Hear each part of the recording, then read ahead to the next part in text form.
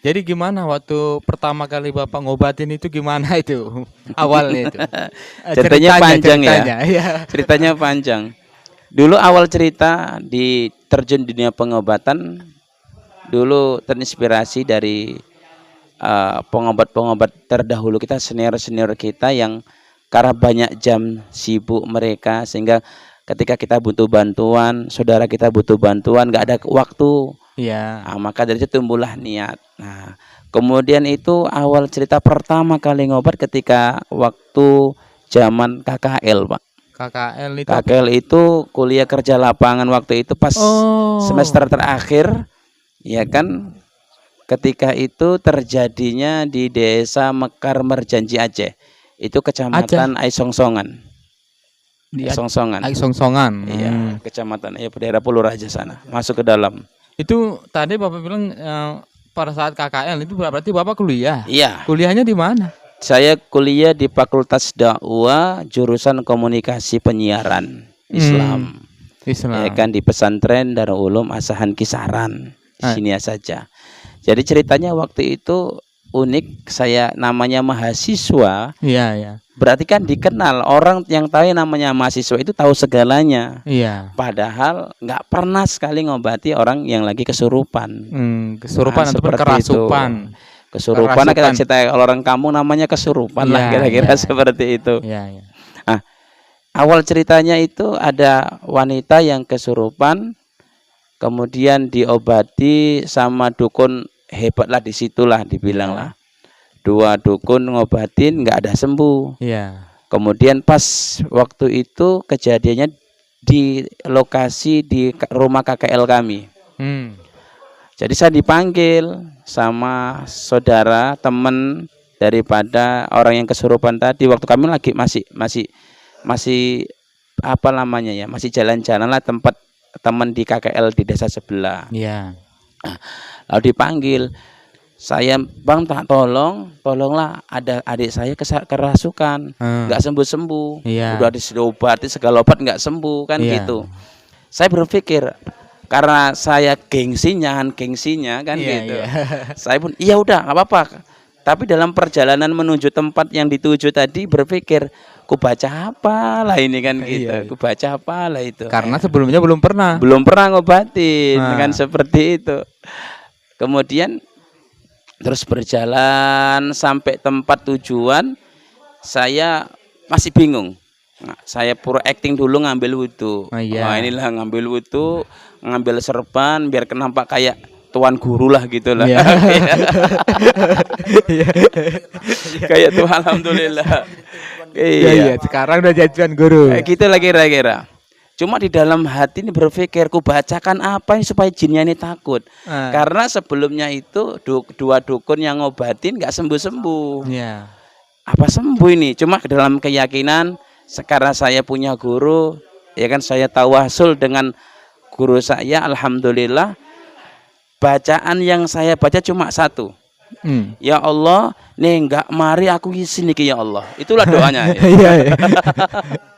Itulah doa yang pertama saya ucapkan. Ya Allah, nih nggak mari aku izin aku ya Allah mbek wong kampung iki. Itulah bahasa Jawa.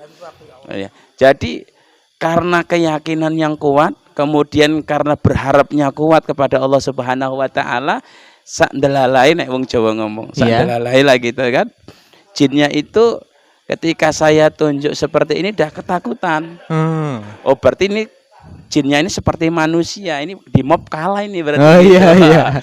Jadi saya masih ingat, saya bilang, kalau kamu nggak mau keluar dari tubuh si Polan, saya masukkan kamu ke dalam botol.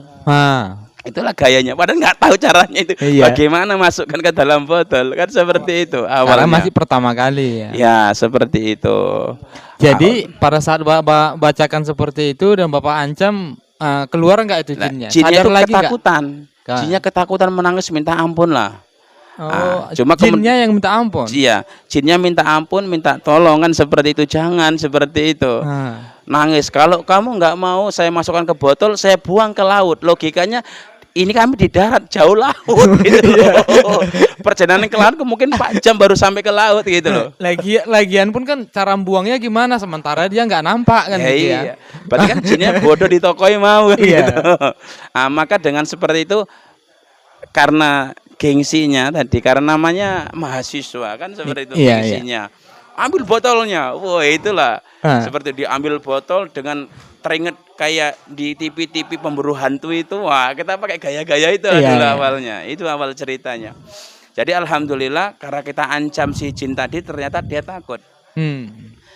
Cuma masih ingat pesan daripada Tuan Guru kami waktu itu, ya kan, ketika jumpa kepada jin, sahadatin dia. Oh. Ketika dia disahadatin, jin itu akan takluk dan tidak akan masuk lagi ke tempat orang tadi. Disahadati ini diajak mengucapkan 2 kalimat syahadat. Kita ajak dia mengucapkan 2 kalimat syahadat. Alhamdulillah dengan izin Allah, pula maka sembuhlah si pengobat tadi. Itulah awalnya di desa itu saya viral. Setelah itu banyak orang berbondong-bondong itu datang berobat ya. Berobat. Wah, iya. Ada yang minta orang yang dibuang susuknya, padahal nggak tahu itu bagaimana caranya. Itulah. Itu di desa Mekar Merjanji Aceh itu. Itulah awal pertama saya kali ngobat.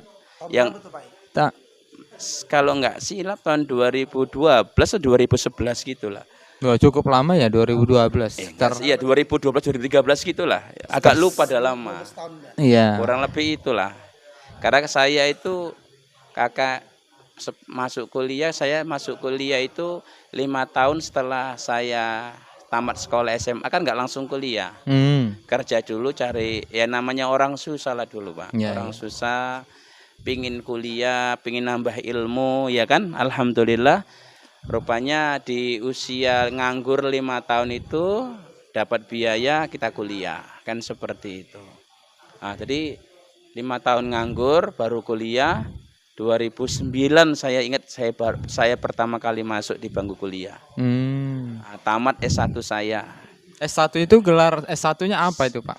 Fakultas Sarjana Komunikasi Islam. Gelar saya itu kalau di belakang SKOMI. Kalau orang salah baca sarjana komputer. Padahal sarjana komunikasi Islam. Fakultasnya Fakultas Dakwah. Dari Aceh ya? Enggak, dari sini, dari Asahan. Asahan. Dari pesantren Darul Ulum. Kan seperti itu. Itulah sedikit cerita ya. Jadi masalah pengobatan tadi ya. Kalau istilahnya kepepet, bahasanya kepepet ya. Sandalai alhamdulillah ilmu itu datang. Seperti itu. Maka dari situ terus kita setelah itu kita minta petunjuk sama Tuan Guru untuk mendalami di bidang pengobatan. Pas pula yang saya senang itu di bidang ruqyahnya. Ruqyahnya. Ya, ruqyahnya itu kan banyak macam metode pengobatan. Salah satu yang kita kuasai adalah metode pengobatan ruqyah. Dan seperti itu. Ruqyah berarti untuk orang-orang yang kerasukan aja ya? Ya, ruqyah itu bukan cuma sekedar untuk orang kerasukan saja. Jadi? Orang yang sakit medis maupun non medis insya Allah bisa kita ruqyah. Bisa juga? Iya.